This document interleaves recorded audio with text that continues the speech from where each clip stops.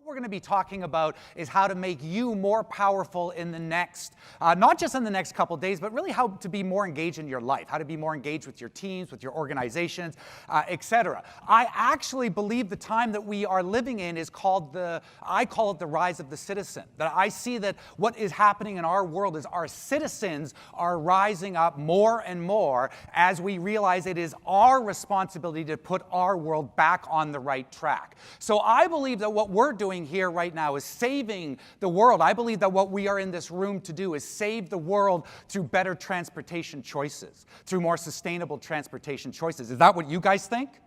Yeah, come on, let's hear it for that, right? Like, come on. This is a wonderful thing that we're doing here, right? This is an amazing thing. Now, before we talk about anything else, I want to talk about you guys, all right? So what is the number one reason that people come to conferences right now in 2019? What's the number one reason? What is it?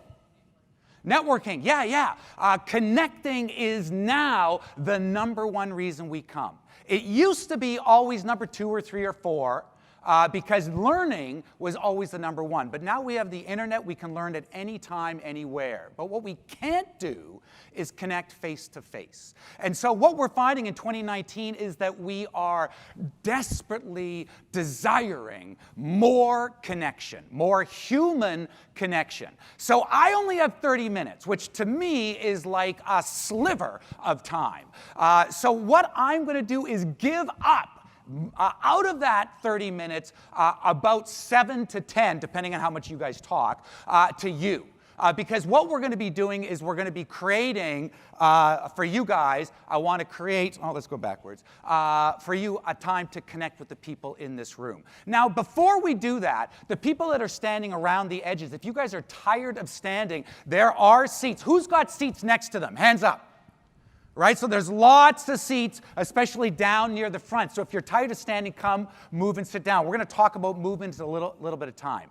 But right now, what I want you to do is look at your group. And the people that are sitting in aisles back there, you guys are going to need to form your own teams. And what I would recommend is teams of 3, 4, 5, or 6, no more than that, and try no less than 3. People in tables, you guys already have your teams. And what I want you to do is I'm only going to give you like 4, 5, or 6 minutes to talk, to connect. And what I would like you to do is connect on what I consider to be the holy trinity of networking, connecting topics. You don't have to agree with me, but this is what I believe is a good way to start so that you find connection. So what's your name? Like, oh, your name's Monica. My wife's name is Monica. I hate that name. Connection, right?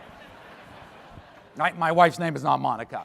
Or where are you from? I grew up in Ladner, just outside of Vancouver, and I meet someone who's from Chilliwack, and I'm like, hey, we share a smell issue, right? Connection, right?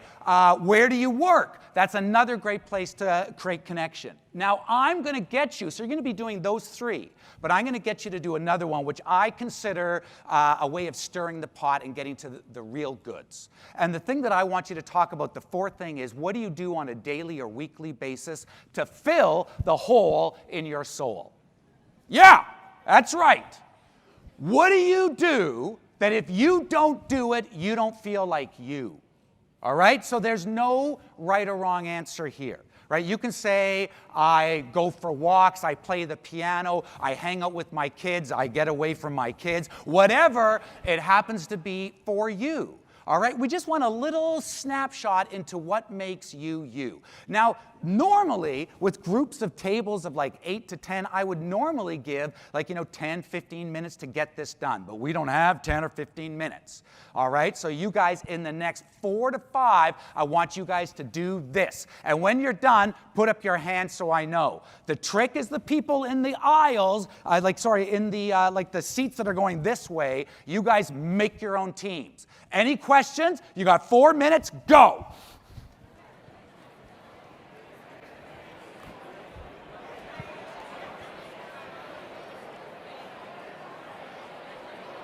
So this is a question that is starting to occur to more and more people around the world. What would happen if we all became just a little more engaged? Back in the 80s and 90s, engagement was a word that meant nothing. It was a feel-good term that people threw around. But in 2019, engaged has meaning. You can measure it, and now we know how much we want it. So what would happen if we just became a little more engaged?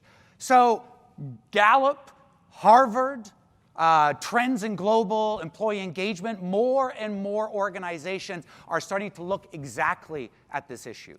And what they found is that a 1% increase in employee engagement, staff engagement, customer engagement, community engagement, you can sub in whatever word you want. What they found, these studies, is that a 1% increase can lead to up to, what number do you think? You tell me, what number, 1% increase, will lead to how much increase in revenue? Who said 18? Hands up. 18%. Whoever, like anyone who wants a super positive person on their team, get that guy. 1% to 18. Holy cow, we'd all be looking at that.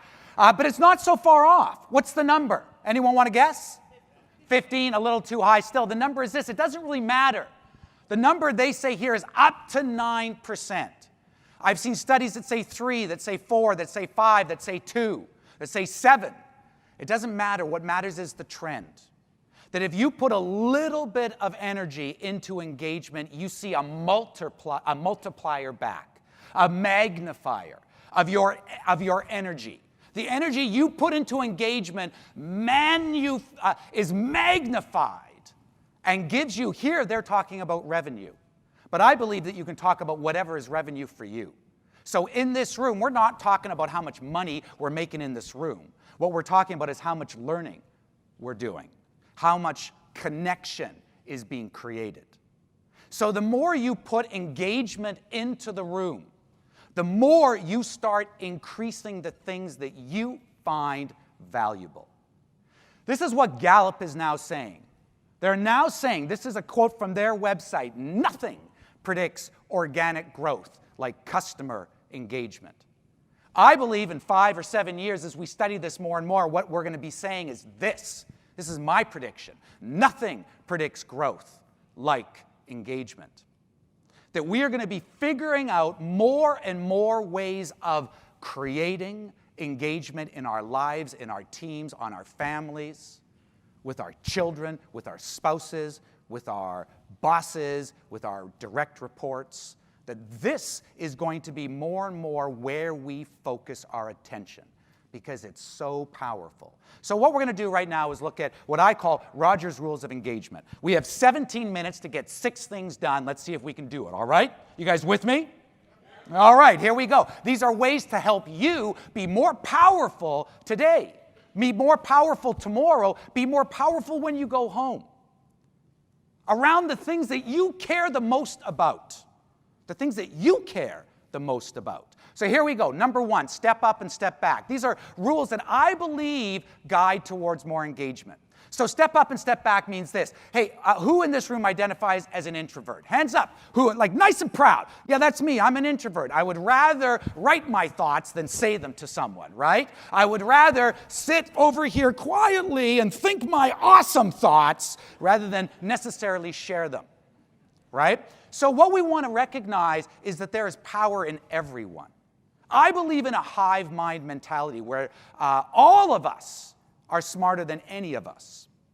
So this is what that means. If you're the sort of person who talks a lot, like me, be the sort of person that takes a step back, that lets other people have space to take the time that they need to say what's in their brain. Because just because they don't say it as quickly as you doesn't mean it's not valuable.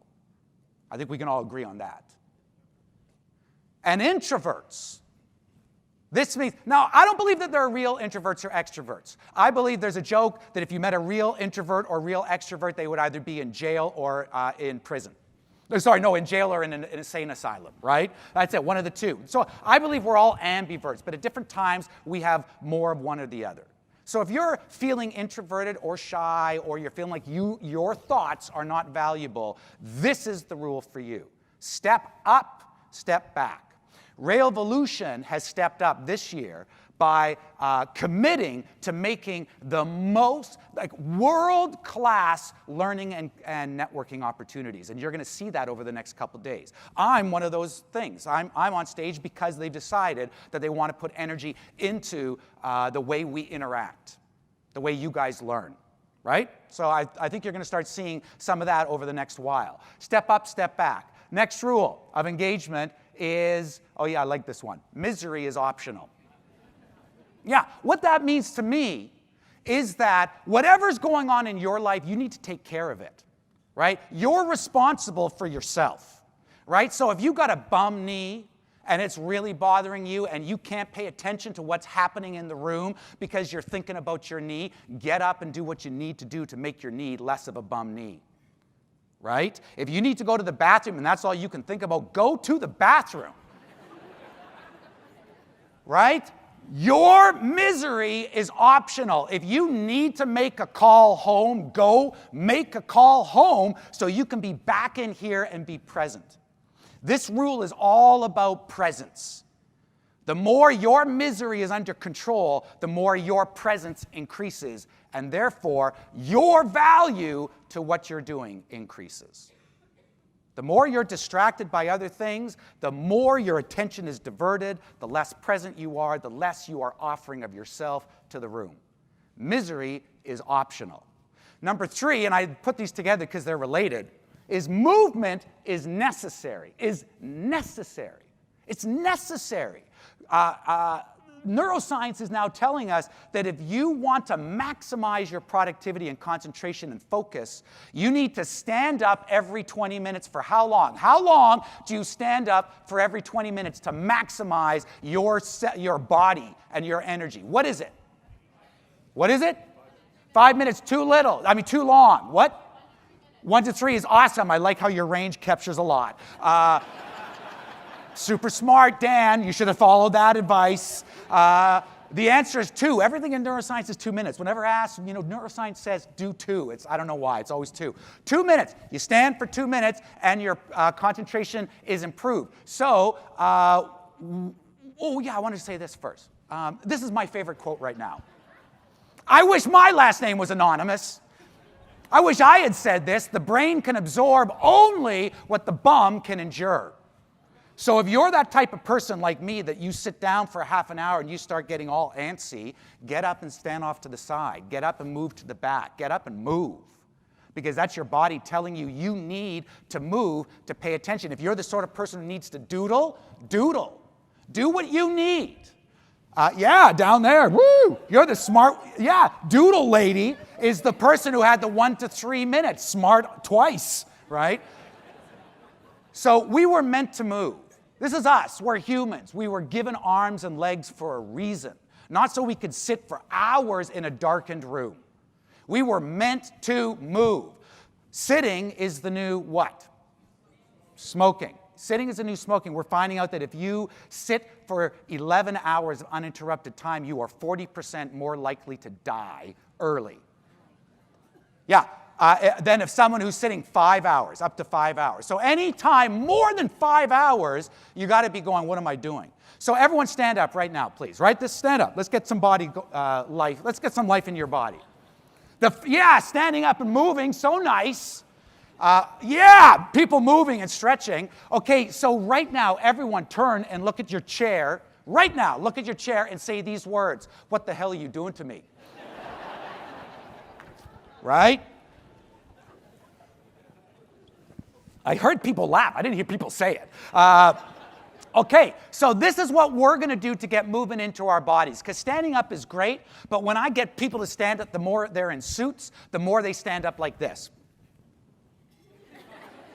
And I'm like, move, and they're like, All right, so we're going to do something that's going to get you guys to move. And one of the ways that I love to get people moving is music. So what we're going to do is play blind karaoke. All right, so David, are you good back there? Are you ready? Awesome. Okay, everyone say hi to AV. Hi, AV. Yeah, we live or die with AV, right? We love those guys, those people. So what's going to happen blind karaoke is this. So music's going to start. You're going to figure out what the song is. and then you're going to start singing, and then the music stops, and we keep singing. All right? Blind karaoke. All right? So this is a song I picked from the 60s. It was big in the 90s as well. If you don't know it, just nod along and fake it. All right? Here we go. Hit it, David. Now I'm a believer. Come on. Without a trace of doubt in my mind. I'm in love. Ooh, I'm a believer. I couldn't leave her if I tried. Do. I thought love was only true in fairy tales. Boom, boom, boom.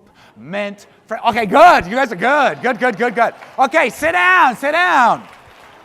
Or stand up. If you feel like standing up, stand up. Move to the side, right? Movement is necessary. Okay, we've got 10 minutes left. I think we can do it, okay? So this next one, super important, seems really ridiculous, and it's not. Okay, this one is whenever you're in a conversation, whenever you're in a discussion, anyone is saying something and you don't understand the terminology of what they're saying. They're using acronyms or they're using a word that you haven't heard.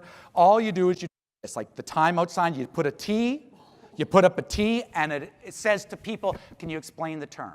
So someone says, blah, blah, blah, I work for ABC, blah, blah, blah, blah, and you go, what does that mean? All right? Now, the reason we do T for term is because of this, social pain. So what we're finding out between social and physical pain is that, first of all, they are felt exactly in the same part of the brain, which gives you a sign, gives you an example of how important the social world is to humans. That we feel pain exactly the same spot of the brain when physical or social pain hits us. Except when physical pain hits us, someone falls out of their chair, like Dan falls out of his chair and breaks his arm. What happens to the room when that happens? Come on, what happens? Yeah, everything changes. Everything. People move aside. They go, come on, call 911. Who knows who's a dog? Everything changes. But let's say instead, Dan did something in a group, and then someone looked at him like, what an idiot. Like, what did you do? What that thing that you said was so stupid. Dan suddenly is going to feel, most likely, social pain. Same pain spot. The difference is when you feel social pain, blood and oxygen go to the part of your brain that manages your feelings, that manages you feeling like a total idiot. So you get blood and oxygen that goes to that part of the brain to say, hey, you've been acting like an idiot. People have been looking at you weird. You're an idiot. Stop acting like an idiot. And that part of your oxygen and blood does not go to the part of the brain that helps you be you. So what happens is that your IQ, when you feel social pain, drops 25 points. So however smart you were, you're 25 basis points dumber. So what does this mean for us in this room? It means that we want to stop as much social pain as we possibly can because it will limit the engagement power that people have.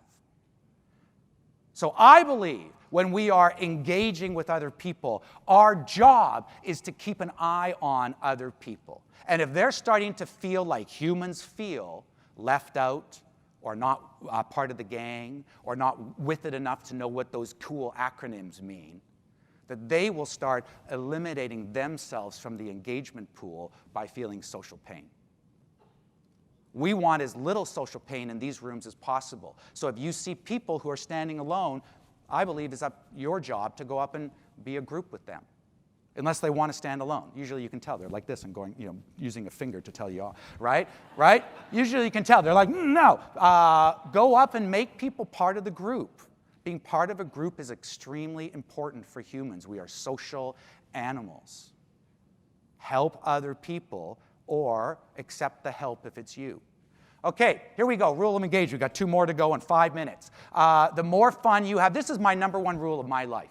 I've built a company on this rule. I hire and fire people based on this rule. The more fun you have, the more fun they have.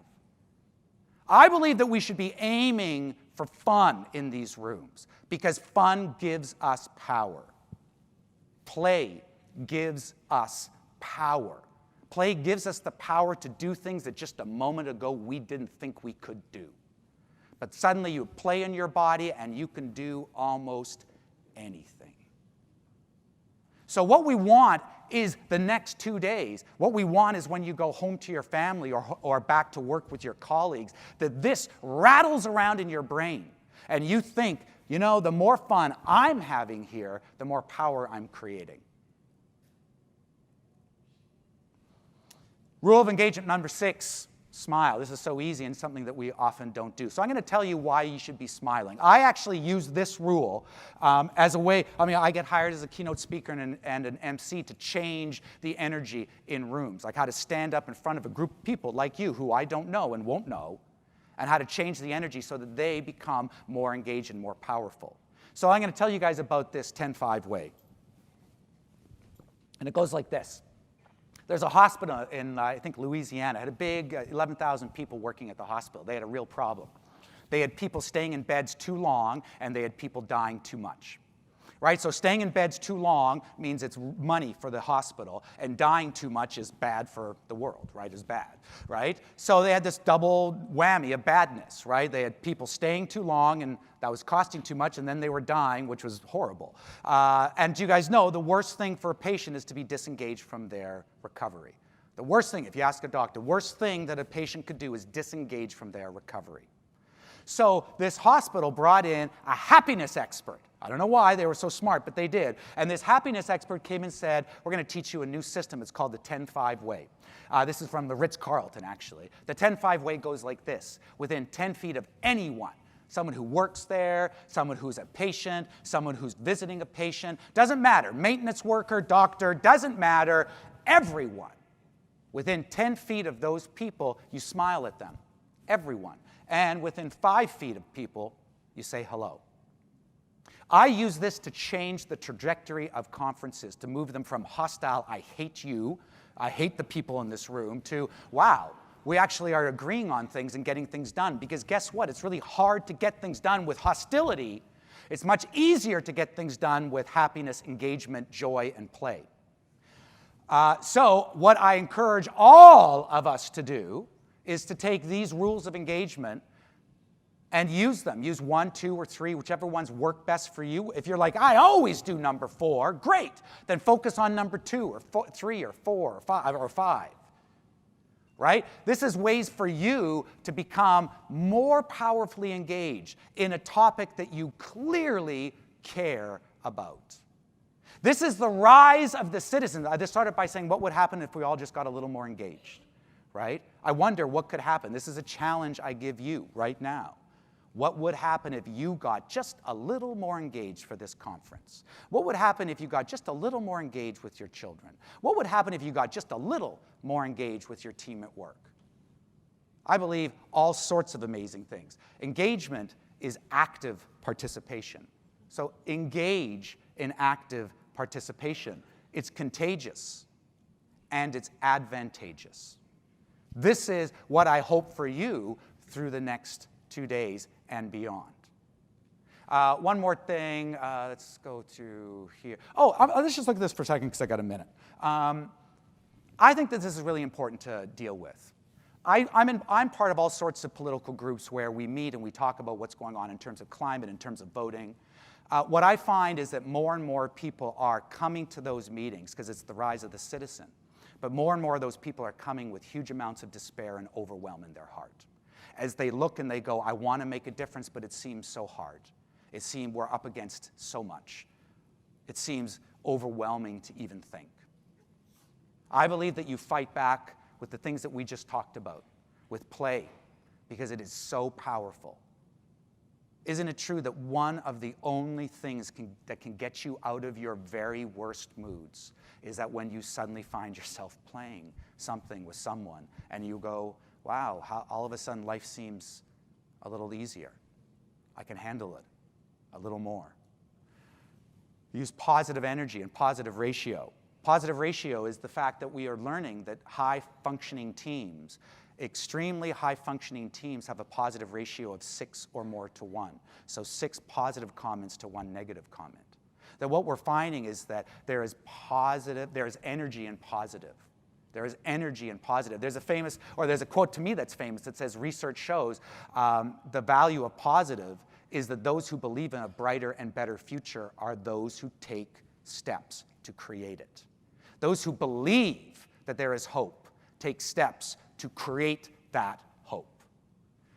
I believe in connection, that when you are feeling overwhelmed and despair, you reach out to other people, even if they're feeling exactly the same thing, because connecting together changes. We are human, so connection changes us. And lastly, I believe engagement is the gift that keeps on giving. I believe that you put engagement into the room and you benefit that moment and every moment after. You put engagement into your family, you benefit then and every moment after. We all want our world to be better, don't we? We all want our world to provide some modicum of safety for us and our children. We are in this room to try to reach for that. I can't imagine a more important thing. Good luck to all of us.